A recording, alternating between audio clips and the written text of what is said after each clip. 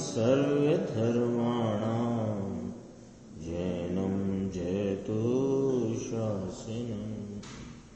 मैं नमो तीर्थनायक को, नमो ओंकार वाणी को, नमो कुंद प्रभु को जिन्होंने ओंकार धारण की।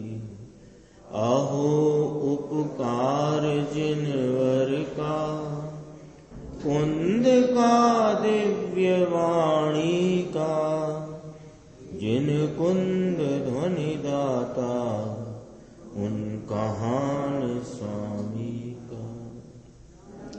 रमियूण जिणम वीरम अनंत वर्णान दंसन सहावम, भोक्ष्यामि नियम सारम, केवली शुद्ध केवली भणिदम्। नियम सार जी परमागम ग्रंथ है और इसके शुद्ध निश्चय प्राश्चित अधिकार में 116 नंबर की गाथा, यहाँ से अपनी स्वाध्याय प्रारंभ करते हैं। गाथा सूत्र है उक्कठो जो बोहो प्राणम तस्यैव अपणो चित्तम, जो धरई मुनिनित्यं पायच्छित्तं हवेतस्।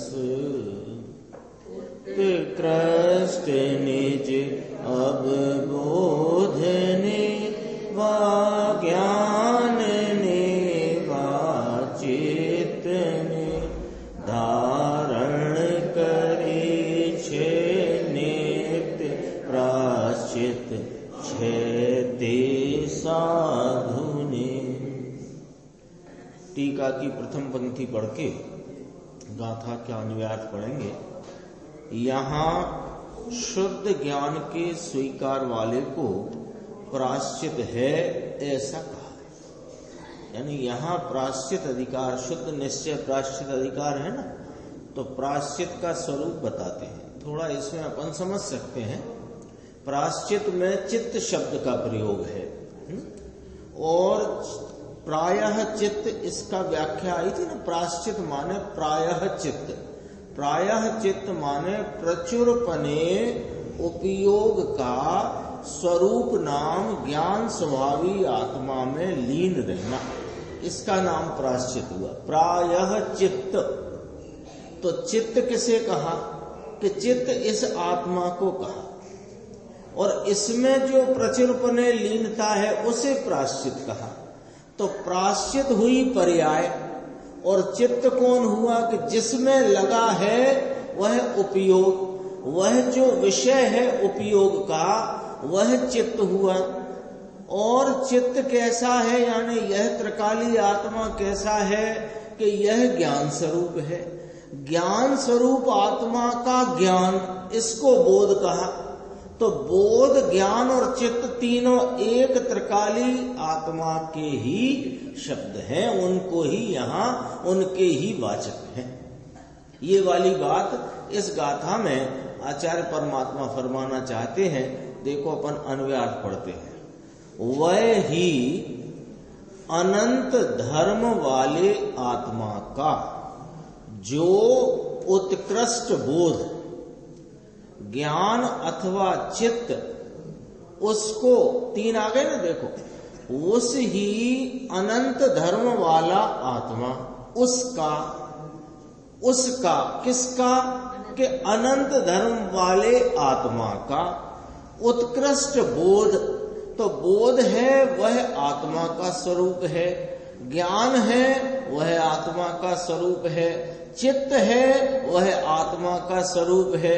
तो जो स्वरूप है वही वस्तु है, जो स्वरूप है उसी स्वरूपवान वस्तु है।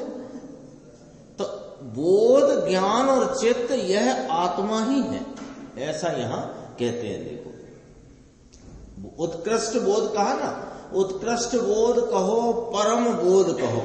तो परम और उत्कृष्ट बोध ये तो लगा प्राश्चित रूप परिणमन में बात, लेकिन किसका? कि बोध स्वरूप, ज्ञान स्वरूप, चित्त स्वरूप आत्मा का। आगे कहेंगे टीका में। तो ज्ञान अथवा चित्त उसको जो मुनि नित्यम धरति, नित्य धारण करते हैं, उसको प्रायश्चितम भवेत, उसको प्रायश्चित है, ये कहा। अब देखो टीका दोबारा पढ़ते हैं। प्रथम पंक्ति, यहां शुद्ध ज्ञान के स्वीकार वाले को प्रायश्चित है, ऐसा कहा है। शुद्ध ज्ञान के स्वीकार वाले को, यानी अल्प ज्ञान के स्वीकार वाले को नहीं, चयोपम ज्ञान के स्वीकारता को नहीं, राग के परिणाम है उसकी स्वीकारता को नहीं, अपना ज्ञान स्वरूप त्रिकाली जो परमात्म तत्व है उसके स्वीकार वाले को प्रायश्चित है, यही कहा ना। तो ये शुद्ध ज्ञान के स्वीकार वाले को प्रायश्चित है। तो फिर ज्ञान क्या है? ज्ञान क्या है? तो उत्कृष्ट ऐसा जो विशिष्ट धर्म, वह वास्तव में परम बोध है। ये ही परम बोध है, ये ही परम ज्ञान है। बोध ज्ञान को कहा। तो उत्कृष्ट नाम एकदम प्रचुर, यहां प्रायश्चित शब्द में प्रचुर शब्द का प्रयोग किया ना।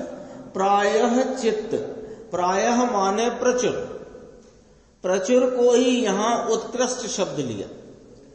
उत्कृष्ट ऐसा जो विशिष्ट धर्म, वह वास्तव में परम बोध है। अब ऐसा अर्थ है, तो इसका स्वीकार जिसे है उसे प्रायश्चित है। प्रायश्चित है वह परिणाम है, और बोध स्वरूप या बोध है वह आत्मा है। तो देखो आगे कहा, बोध, ज्ञान और चित्त अलग पदार्थ नहीं है, एक एकार्थवाची है। बोध कहो, ज्ञान कहो या कि चित्त कहो, एक ही वस्तु है, अलग अलग नहीं। तो फिर ऐसा होने से, क्रम से है ना, बिल्कुल बात क्रम से चलती है। देखो पहले कहा यहां शुद्ध ज्ञान के स्वीकार वाले को प्रायश्चित है, ऐसा कहा, क्योंकि व्याख्या काय की चल रही है इस अधिकार में? प्रायश्चित की। क्यों? कि ये नियम सारजी ग्रंथ है, शुद्ध निश्चय प्रायश्चित अधिकार है, उसमें प्रायश्चित की व्याख्या चलती है, उसकी 116 नंबर की गाथा है। इतना पूरा ख्याल में लेना पड़े तब उस गाथा का भाव ख्याल में आए। कौन सा ग्रंथ है, कौन सा अधिकार है, उत्थानिका में क्या कहा और यह क्या विषय चलता है। ठीक है। तो अब कहा कि शुद्ध ज्ञान के स्वीकार वाले को प्रायश्चित है। एक दूसरी बात, वह ज्ञान कैसा है? कि वह जो उसका उत्कृष्ट भाव, वह वास्तव में परम बोध है। सो यह बोध शब्द से आप क्या कहना चाहते हो? कि बोध, ज्ञान और चित्त एक ही सब, एक ही पदार्थ है, अलग अलग पदार्थ नहीं है। फिर कहा ऐसा होने से ही, कैसा होने से? कि वे बोध, चित्त और ज्ञान ये एक ही पदार्थ होने से वह ही परम धर्मी जीव को प्रायश्चित है। प्रायश्चित माने प्रचुर पने उपयोग की लीनता, प्रायश्चित ये कहा ना। अर्थात प्रकृष्ट पने चित्त, फिर ब्रैकेट में लिखा चित्त नाम ज्ञान है, जो परम संयमी, जो मुनिराज, परम संयमी कहा ना तो मुनिराज हो गया। जो मुनिराज ऐसे चित्त को, यानी इस अपने ज्ञान स्वरूपी त्रिकाली ज्ञायक भाव को, इस ज्ञायक परमात्म स्वरूप पदार्थ को, इसके स्वरूप को नित्य धारण करते हैं। धारण करते हैं कहाँ? उपयोग में। तो नित्य धारण करते हैं उनको वास्तव में निश्चय प्रायश्चित है। अब इसकी जो टीका करी तो इसमें फिर एक भावार्थ के रूप में भी 4 पंक्ति साथ में दी गई है। देखो भावार्थ इसी बात को और स्पष्ट करते हैं। जीव धर्मी है और ज्ञानादिक उसके धर्म है। परम चित्त अथवा परम ज्ञान स्वभाव जीव का उत्कृष्ट विशेष धर्म है। इसलिए स्वभाव अपेक्षा से जीव द्रव्य को प्रायः चित्त है। प्रायः चित्त है यानी प्रकृष्ट पने ज्ञान है। चित्त को यहाँ ज्ञान कहा ना, उसी को परम बोध कहा। अब 3 शब्द हो गए, परम बोध, उत्कृष्ट ज्ञान और प्रायः चित्त, 3 शब्द हो गए ना। तो परम ज्ञान कहो, वो क्या पहले क्या शब्द था? हाँ, उत्कृष्ट। परम ज्ञान तो आया ही ना पहले। हाँ, परम बोध शब्द आया। परम बोध कहो, उत्कृष्ट ज्ञान कहो कि प्रायः चित्त कहो, यह जीव का स्वभाव है, ऐसा यहां कहा। और उसमें लगी हुई जो प्रचुर उपयोग की लीनता रूप परिणति, वह प्रायश्चित है। आई बात ख्याल में आई बात। हाँ, परम बोध कहो क्योंकि यह जीव का उत्कृष्ट स्वभाव है। जीव का उत्कृष्ट स्वभाव कहो, परम स्वभाव कहो, मूल स्वभाव कहो, लक्षण रूप स्वभाव कहो, क्या कहेंगे? ज्ञान वह आत्मा, ऐसा ही है ना। तो परम बोध कहो, उत्कृष्ट ज्ञान कहो, प्रायः चित्त कहो। अब प्रायः चित्त माने प्रचुर पने उसमें लीनता, वह प्रायश्चित कहो। तो प्रायश्चित पर्याय है, और यहां जो प्रायः चित्त कहा वो आत्मा है, वो द्रव्य है, वह त्रिकाली है, वह ध्रुव स्वरूप है, ये कहा। इसलिए स्वभाव अपेक्षा से जीव द्रव्य को प्रायः चित्त है, अर्थात प्रकृष्ट पने ज्ञान है। जो परम संयमी ऐसे चित्त को यानी परम ज्ञान स्वभाव को श्रद्धते हैं और उसमें लीन रहते हैं, उनको निश्चय प्रायश्चित है। ये वाली बात गुरुदेव का व्याख्यान। अभी गुरुदेव के जब अपन व्याख्यान देखेंगे तो यहाँ शुद्ध ज्ञान के स्वीकार वाले को, इस पर ही उन्होंने बहुत गंभीर चर्चा की। प्रथम पंक्ति पर, जिसे अपन उत्थानी का भी कह सकते हैं, टीका की। देखो पेज नंबर 480 आदि पंक्ति है, उसके बाद शुद्ध ज्ञान के स्वीकार वाले को ज्ञान मूर्ति प्रभु शुद्ध है, पवित्र है, अनाकुल आनंद का रस कंद है।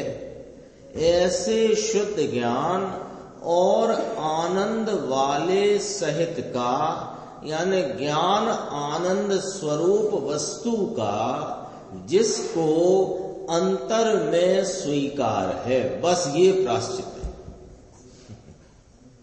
है। प्रायश्चित की व्याख्या चलती है। यह पूरे संसार में इसको ही प्रायश्चित कहा है। लिखा है एने प्रायश्चित करियो। संसार में इसने प्रायश्चित किया। किसने किया? कि जिसने ज्ञान आनंद स्वरूप अपने निजात्म स्वरूप को, आत्मा ध्रुव स्वभाव को स्वीकार किया, आप रूप स्वीकार किया, उसकी श्रद्धा की, उसमें लीन हुआ, इसने प्रायश्चित किया। अल्प ज्ञान को भी आदर करने वाला नहीं, राग को नहीं, पर को नहीं, राग को नहीं, अल्प ज्ञान भी नहीं। एक इसमें जो उत्कृष्ट शब्द डाला है ना, वो परिपूर्ण ज्ञान स्वभाव की सूचना देने के लिए। क्या ये निज भावना के निमित्त से यह ग्रंथ की रचना कुंद कुंद आचार्य भगवान ने की है। तो उन्होंने अपने भावना में आकर के लेकर के ये बात कही कि परम बोध कहो कि उत्कृष्ट ज्ञान कहो कि प्रायः चित्त कहो, यह त्रिकाली ज्ञायक परमात्मा की बात है। ये ध्रुव स्वरूप अपने आत्मा समझो इसको, परम बोध, उत्कृष्ट ज्ञान और प्रायः चित्त, ऐसे कहा। तो इसमें किस किस का निषेध आ गया? जब उत्कृष्ट ज्ञान कहा ना स्वतंत्र भाई, तो जब उत्कृष्ट ज्ञान कहा या परम बोध कहा तो किसका निषेध आ गया? अल्प ज्ञान का निषेध आ गया।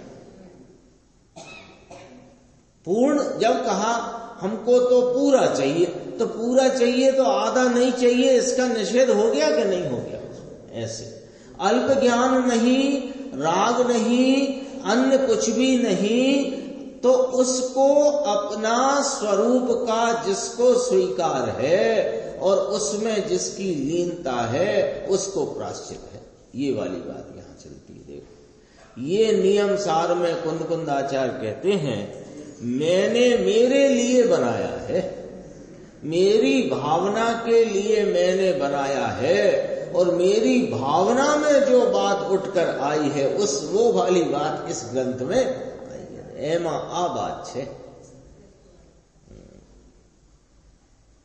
ओह, 3-4 लाइन छोड़ के देखना। अंतर में शुद्ध चैतन्य की पूर्णता, शुद्ध चैतन्य का दल, इसका स्वीकार पर्याय का भी नहीं, राग का तो नहीं, संयोगी निमित्त पर चीजों का नहीं। देखो कितनी बात है। बात किसकी चलती है, पकड़ना जरा। स्वीकार, स्वीकार समझ गए ना चंद्रेश भाई? स्वीकार माने उसको आप रूप स्वीकारना। स्वीकार का अर्थ ये है आप रूप स्वीकारना। तो किसका स्वीकार करना आप रूप? जिनेंद्र परमात्मा क्या फरमाते हैं कि आप रूप किसको स्वीकार नहीं किया अब तक, और किसको स्वीकार करना? कि ये उत्कृष्ट ज्ञान स्वरूप अपना चैतन्य त्रिकाली आत्मा, जिसको गुरुदेव श्री ने शब्द दिया शुद्ध चैतन्य का दल, चैतन्य की पूर्णता, शुद्ध चैतन्य की पूर्णता, ये शब्द आया ना, इसको स्वीकारना। तो स्वीकारना माने अब कहा कि इसका निषेध किसका आ गया? कि पर्याय को भी नहीं स्वीकारना। आप रूप पर्याय है, पर्याय नहीं हो तो व्यवहार न रहे। हाँ, अल्प है, पर्याय है, पलटता भाव है, आलम्बन भूत नहीं है, स्वीकारने योग्य नहीं है, लेकिन आप रूप स्वीकारने योग्य नहीं है। ये वाली बात चलती है। तो पर्याय का भी नहीं, राग का तो नहीं, और संयोगी निमित्त पर चीज का तो नहीं। संयोगी निमित्त पर चीज का आप रूप स्वीकार करने जैसा नहीं, देव गुरु शास्त्र का भी जहां स्वीकार नहीं, इसके प्रति की भक्ति का राग का भी जहां स्वीकार नहीं, ये भक्ति के राग को जानने वाली वर्तमान पर्याय, इसका भी जहां स्वीकार नहीं। कितनी स्पष्टता है बात जो कही, कितनी। ये प्रथम पंक्ति, ये 4 पंक्ति पढ़ी ना, इसमें ये कौन की बात चल रही है? कि अंतर में शुद्ध चैतन्य की पूर्णता, शुद्ध चैतन्य का दल, यह त्रिकाली भगवान आत्मा, इसका स्वीकार। इतनी बात है बस, इसका स्वीकार और इसकी एकाग्रता, बस यही मोक्ष मार्ग है। और 12 अंग में क्या बताया है? कि यही बताया है। 12 अंग में संसार जाने का रास्ता थोड़ी बताया है। 12 अंग में संसार से छूटने का उपाय बताया है। तो छूटने के उपाय में कितनी कितनी बातें बताई हैं? कि इतनी ही बताई है कि यह जो शुद्ध चैतन्य का पूर्ण स्वरूप, शुद्ध चैतन्य का दल, इसका आप रूप स्वीकार करना, इसको श्रद्धना, इसमें ही लीन रहना। तो इसके स्वीकार में आपसे जब जिनेंद्र परमात्मा हमसे आपसे फरमाते हैं कि इस शुद्ध चैतन्य दल को ही आप रूप श्रद्धना स्वीकार करना, तो किस किस का नहीं करना, वो इसमें बात आ गई। वो गुरुदेव श्री फरमाते हैं, देखो बीच की लाइन जो कही उसी की खुलासा अगली लाइन में है।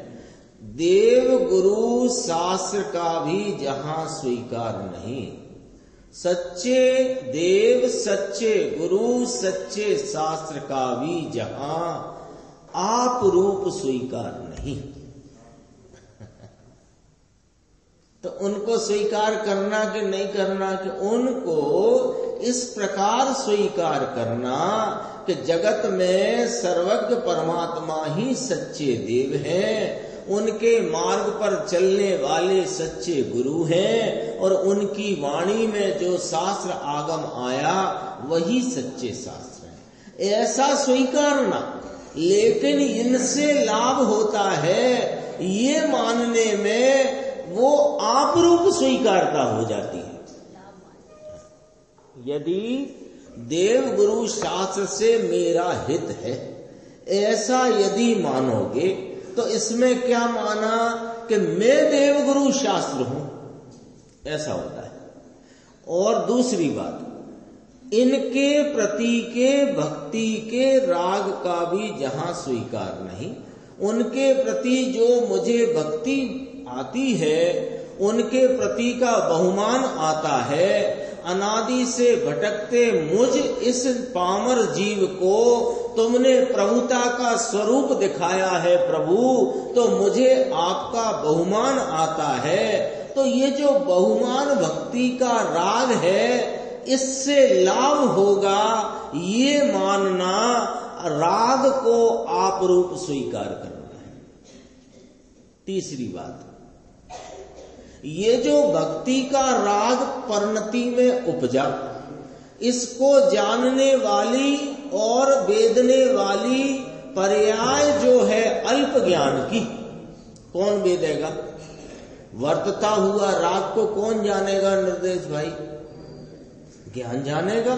तो ज्ञान अभी जो वर्त रहा है, वर्तता हुआ जो ज्ञान है वो अभी कौन सा है? अल्प ज्ञान।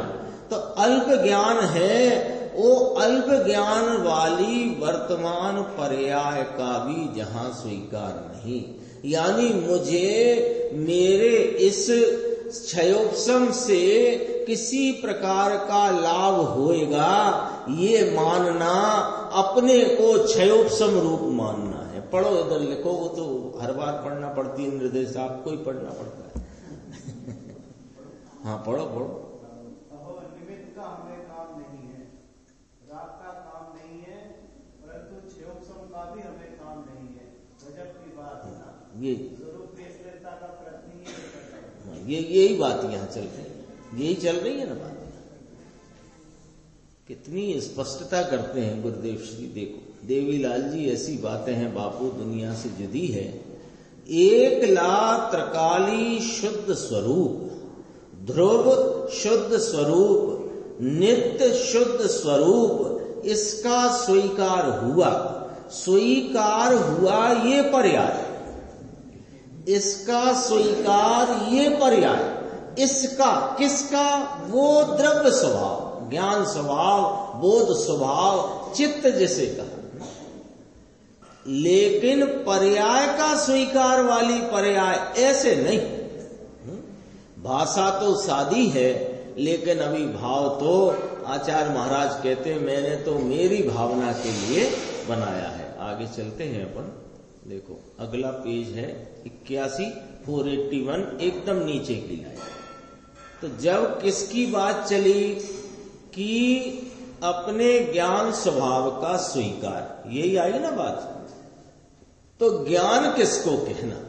अब दूसरी बात आ गई कि उत्कृष्ट ऐसा जो विशिष्ट धर्म, धर्म नाम स्वभाव आत्मा का, आत्मा का जो खास स्वभाव धर्म वह परम बोध है, इसका नाम परम ज्ञान है। ये ज्ञान प्राश्चित है। अब यहां अभी ज्ञान स्वभाव को प्रायश्चित कहा और उसमें लगी परिणति को प्रायश्चित कहा। प्रायश्चित शब्द कहां से आया? प्रायः चित्त। आत्मा स्वभाववान, स्वभाववान का परम स्वभाव, परम बोध, उत्कृष्ट ज्ञान, प्रायश्चित। तो प्रायश्चित को जोड़ के कहो तो प्रायश्चित। तो ये जो प्रायश्चित कहा ये स्वभाव कहा। देखो ये परम बोध है, इसका नाम परम ज्ञान है, जिसको टीकाकार पद्म मलधारी मुनिराज ने उत्कृष्ट ज्ञान कहा। पढ़ा ना अपन, उसमें गाथा में भी आया, पहला शब्द ही है देखो गाथा का, उक्कट्ठो उत्कृष्ट निज अवबोध को। उक्कट्ठो है ना, तो ये उत्कृष्ट है। इसका नाम परम ज्ञान है। ये ज्ञान प्रायश्चित है। यहां अपने को थोड़ा समझना है। प्रायश्चित शब्द परिणति के लिए प्रयुक्त होता है सामान्यतया, है ना, कि प्रायश्चित किसे, कि उसी को प्रायश्चित है, ये परिणति की बात है। और किसको प्रायश्चित है? कि जिसने प्रायश्चित स्वरूप आत्मा को श्रद्धा है और उसमें लीनता है, उसको प्रायश्चित है। तो प्रायश्चित शब्द के दो प्रयोग हैं यहीं। प्रायः चित्त कहकर किया ना, चित्त, प्रायः चित्त, उत्कृष्ट ज्ञान, परम बोध, तीन शब्द आए। तो वो परम, उत्कृष्ट, प्राय नाम प्रचुर, तो ये तीनों विशेषण हैं। और बोध, ज्ञान, चित्त स्वभाव है, तो उसको विशेषण के साथ कहा, उत्कृष्ट ज्ञान, परम बोध, प्रायः चित्त, प्रचुर चित्त। तो ये प्रायश्चित शब्द यहां जो कहा ये द्रव्य स्वभाव है, और इसका आलंबन लेकर जो वर्तती हुई एकाग्रता की परिणति है वो पर्याय है। यह ज्ञान पाप और पुण्य को छेद देता है। क्यों? कि इसमें स्वयं पुण्य और पाप के भाव हैं ही नहीं। समझ में आया? समझाए से कहीं। तो मुमुक्षु ने फिर कहा कि स्वयं सन्मुख का ज्ञान, इसको कह रहे हो क्या आप? तो कहा स्वयं का आदर हुआ, एकला स्वयं का ही आदर है। परम बोध शुद्ध चैतन्य स्वरूप, इसका आदर ये परम बोध है। अब यहां आदर परम बोध है, ये पर्याय है, और परम बोध है वो द्रव्य स्वभाव है। समझना पड़े ना। अब गुरुदेव ने तो यहां आदर को परम बोध कहा, तो वो परम बोध को स्वीकारना, वो स्वीकारती पर्याय को परम बोध कहा। बाकी दूसरा सब शास्त्र का जानपना और दूसरा लौकिक का जानपना, दोनों ले लिए गुरुदेव ने। देखो जरा ध्यान से, शास्त्र का जानपना और लौकिक का जानपना ये सब छोड़ दिया। अभी तो कहेंगे, देखो आगे सुनते जाना। बड़े वकील 5-5 हजार लेते हों फीस, ये सब बोध नहीं, ज्ञान नहीं, यह सब कुज्ञान। शास्त्र ज्ञान जो जान पना हुआ शास्त्रों का, बहुत जानते हैं हमने तो, जीव कांड, कर्म कांड सब पढ़े हैं, बहुत 5-5, 3-3 बार पढ़े हैं, परीक्षा दी है, सब किया, बहुत जान लिया। ये सब कुछ काम का नहीं है, सच्ची बात है। एक अपने आत्म स्वरूप का जो असाधारण स्वयं संवेद्यमान लक्षण है, उस लक्षण को पहचानना। तो कैसे पहचाने? कि भैया इसमें थोड़ा इतना पहले होमवर्क होएगा कि द्रव्य गुण पर्याय का यथार्थ स्वरूप जाने, तो गुण क्या और पर्याय क्या और द्रव्य क्या, इतना जो ख्याल में ले सके, तो ज्ञान जो असाधारण स्वयं संवेद्यमान लक्षण है, उस लक्षण को यथार्थ स्वरूप जानकर फिर उस लक्षण से अपनी वस्तु पहचान कर उसकी श्रद्धा करना, उसमें ही लीन रहना, काम तो ये वाला करना है बस। देखो आगे नीचे चलते हैं, आगे अगला पेज है 483। एक डिग्री उपाधि वाला प्रश्न है ना बीच में, उसके बाद पहले तो ऐसी बात करी थी कि शुद्ध ज्ञान का स्वीकार यह प्रायश्चित।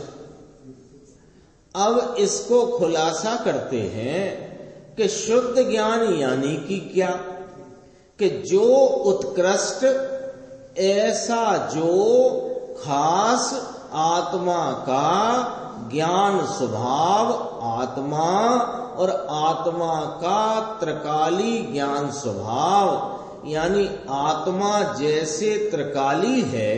आत्मा कौन है? आत्मा वस्तु पदार्थ है। तो ये पदार्थ कब उत्पन्न हुआ और कब तक रहेगा? कि अरे साहब कैसी बातें करते हो, आत्मा तो अनादि अनंत त्रिकाल रहने वाली वस्तु है। तो आत्मा जो त्रिकाल रहने वाली वस्तु है, ऐसे ही इसका ज्ञान स्वभाव त्रिकाली वस्तु है। वस्तु नाम भाव है, स्वभाव है। ऐसे धर्म का स्वीकार, ऐसे ज्ञान स्वभावी त्रिकाली आत्मा, भगवान आत्मा, उसका स्वीकार वह वास्तव में परम बोध है। इसका ज्ञान है, वह ज्ञान है। पीछे पढ़ा था बाकी सब को ज्ञान है, अभी पढ़ा था ना पहले। इसका ज्ञान वह ज्ञान है। 485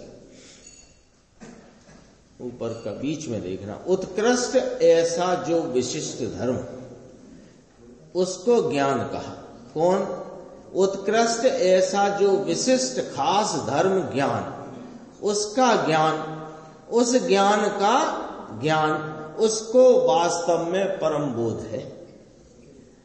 देखो इसमें क्या है, इस गाथा की टीका और इसकी खूबी क्या है कि परम बोध, उत्कृष्ट ज्ञान, प्रायः चित्त, 3 शब्द का प्रयोग किया।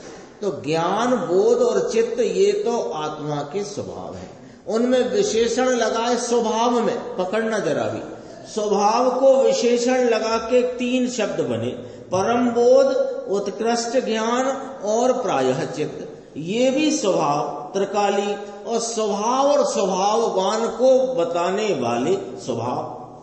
अब इनमें जो लगी हुई परिणति, उसको अब परिणति से कहो तो परम अवबोध, उत्कृष्ट ज्ञान और प्रायश्चित। शब्द वही है, अर्थ 2 प्रकार से निकल के आए। क्यों आया अर्थ 2 प्रकार से निकल के?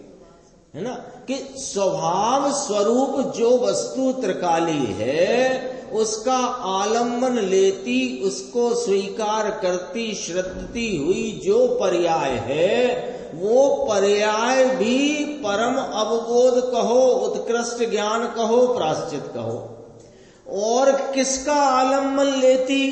कि परम अवबोध स्वरूप, उत्कृष्ट ज्ञान स्वरूप, प्रायः प्रचुर चित्त स्वरूप जो अपना त्रिकाली भाव है, उसका आश्रय लेती। ये इस गाथा की विशेषता ऐसी है। अभी अपन पढ़ रहे थे ना, परम अवबोध किसे कहा? यहां अपने प्रथम पंक्ति टीका की, ऐसे उत्कृष्ट ज्ञान का जिसको, ऐसे ज्ञान का जिसको स्वीकार है, उसको प्रायश्चित कहा है। ये वाली बात इस गाथा में कहेंगे, ये इसकी उत्थानिका में कहा था ना। तो गुरुदेव ने खुलासा किया शुद्ध ज्ञान का स्वीकार। तब वो किसका स्वीकार? वहां पर 3 शब्द इस ज्ञान स्वभाव के लिए है। और उसको स्वीकारती हुई, श्रद्धती हुई, उसमें लीन परिणति, उसका नाम भी परम अवबोध कहो, उत्कृष्ट ज्ञान कहो, प्रायश्चित कहो। ये वाली बात है। देखो, उत्कृष्ट ऐसा जो विशिष्ट धर्म ज्ञान, उसका ज्ञान वह वास्तव में परम बोध है। बात ऐसी है भाई, बात तो बहुत अच्छी आई है, लेकिन इसको रुचि में लेना चाहिए।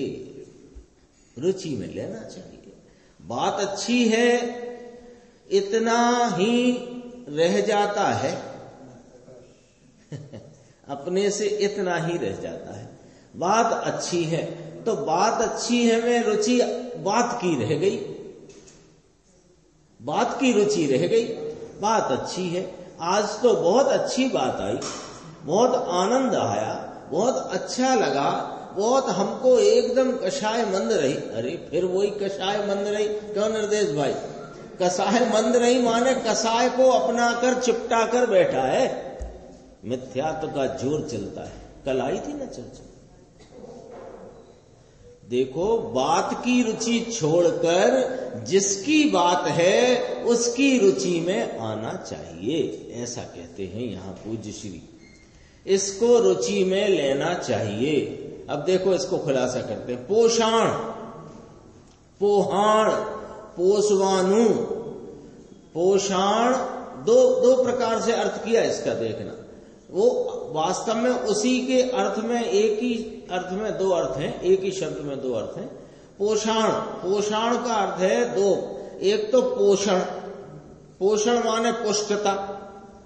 तो पुष्टता करे तो पुष्टता किसकी करे? कि जो इसे पोसाए उसकी करे। ओ, अपने नहीं चलता, हमको नहीं पोसाता, अरे इस भाव दे देंगे, हमको नहीं पोसाता तो चलो और 2 रुपए कम करके दे देंगे। नहीं पोसाता ना भाई। और कब पोसाए? कि जिस भाव ले उसमें 2 पैसे बढ़कर बिक सके तो पोसाए। यही बात है ना व्यापार में, ऐसा ही है ना। देखो अभी क्या कहा, बनिया को पोसाए ऐसा ही माल लेता होगा ना, बनिया को पोसाए ऐसा माल लेता है ना। 2.5 रुपए का मन होए और 2.25 उसमें उत्पन्न हुए, यानी माल 2.5 रुपए का खरीद के लाया और बेचा 2.25 रुपए में, ये पोसाएगा? 2.5 रुपए का मन होए और 3 रुपया मिले तो माल ले, है कि नहीं? ऐसा इसका नाम पोषाण है। इसमें लाभ मानता हुए तो इसको माने कि इसमें लाभ है। अब दया, दान, दान, व्रत और राग और पुण्य में लाभ नहीं है भैया, ये तो 2.5 का 0 है। 2.5 रुपए मन ले और 0, नुकसान है, संसार है, राग है, विकार है। अभी चलती थी ना 210 गाथा, अभी प्रारंभ ही गुरुदेव ने वहां से कही कि यहां इस गाथा में पुण्य को धर्म क्यों कहा। धर्म शब्द लिखा है उसमें आचार्य परमात्मा। तो वह जैसे आचार्य की टीका से उन्होंने कहा शुभ उपयोग रूप धर्म पुण्य है। शुभ उपयोग आ गया तो वो पुण्य ही हो गया। और किसको? कि ज्ञानी को। अज्ञानी की तो यहां बात ही नहीं, क्योंकि निर्जरा अधिकार चलता है। गाथा की उत्थानिका में कहा है कि ज्ञानी को कहता है कि ये पुण्य जो है मुझे उसे मैं मेरा नहीं मानता, तो धर्म को मैं नेच्छति नहीं इच्छता। ये 210 गाथा में आया। तो ऐसे जो उसमें लाभ मानता है, पुण्य के परिणाम में, कषाय की मंदता में, राग के भाव में जो लाभ मानता है वो उसमें उसको पुसान खाता है। पुसान खाता है लेकिन वह नुकसान का धंधा है। तो समझ लो, ज्ञानी जन, आचार्य भगवंत और सर्वज्ञ देव किस में नुकसान कहते हैं, किस में फायदा कहते हैं। अपनी मर्जी न चलाओ। अनादि से यही किया। क्या किया? कि राग और क्रिया में धर्म माना, और उसका नतीजा अभी अपने सामने है कि 4 गति का परिभ्रमण मिटा नहीं और आकुलता हमारी मिटी नहीं, अनाकुल भाव के अंश भी हमारी परिणति में उपजा नहीं। उसका फल आगे सामने है ना। अपना विशिष्ट धर्म वह वास्तव में परम बोध है, ऐसा अर्थ है। अब बात आगे बढ़ी। बोध, ज्ञान और चित्त जुदा पदार्थ नहीं है। देखो, बोध कहो, ज्ञान कहो अथवा कि चित्त कहो। चित्त यानी वह मन नहीं, ऐसे कहते ना, आज चित्त ठीक नहीं है, वो मन नहीं, तुम्हारी भाषा तुम्हारे पास रखो। हाँ, ये तो अलौकिक बात है, लौकिक से मेल नहीं खाती है। चित्त यानी ज्ञान, आत्मा के अंतर स्वभाव को, त्रिकाली को बोध कहो, ज्ञान कहो, चित्त कहो, यह तीनों कोई जुदा पदार्थ नहीं है, एक के तीन नाम है। ज्ञान स्वरूपी भगवान त्रिकाली ध्रुव, यह इसके तीन नाम है, वस्तु तीन नहीं, तीन नाम इसके हैं। ऐसा उपदेश है। कौन सी जात का ऐसा उपदेश? हमने तो कभी सुना नहीं। इसमें क्या करना है ये तो कुछ सूझता ही नहीं है हमको। ये सबसे बड़ी समस्या है कि आप हमको रोज सुनाते हो गुरुदेव श्री, और आचार्य भगवंतों ने इतनी गाथाएं कही और उनके आप अर्थ करके सुनाते हो, हमको बताते हो, लेकिन ये उपदेश में हमें सबसे बड़ी समस्या ये है कि करना क्या है ये नहीं सूझ रहा। क्यों कि आप तो बताते जाते हो आत्मा ऐसा है, राग ऐसा है, राग का ये स्वरूप है, आत्मा का ये स्वरूप है, राग आत्मा के स्वरूप से विपरीत है। तो कह रहे हमें कुछ सूझता नहीं। कि क्यों नहीं सूझता? बता तो रहे हैं इसका आदर करो, राग का अनादर करो तो इसका आदर होएगा, और इसके आदर और स्वीकार में ही धर्म है, उसी की लीनता से तेरा कार्य पूर्ण होएगा। बताते तो हैं, ये सूझता नहीं, करने का क्या? तो फिर गुरुदेव ने खुद कहा, देखो आ करवानू नहीं, ये जो बात बता रहे हैं ये करने की नहीं। तुम्हें क्यों दूसरे पदार्थों में जाके करने को करना मानते हो, जबकि वह तुम कुछ कर सकते नहीं? तुम इसको करना क्यों नहीं जानते जो यहां लिखा ना, प्रथम तू आत्मा को जान।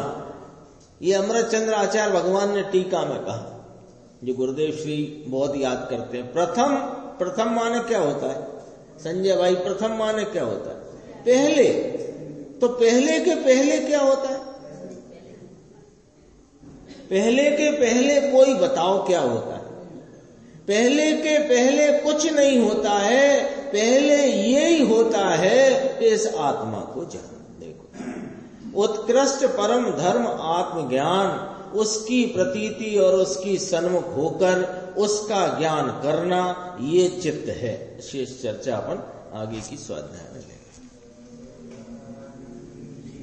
शुद्ध स्वरूप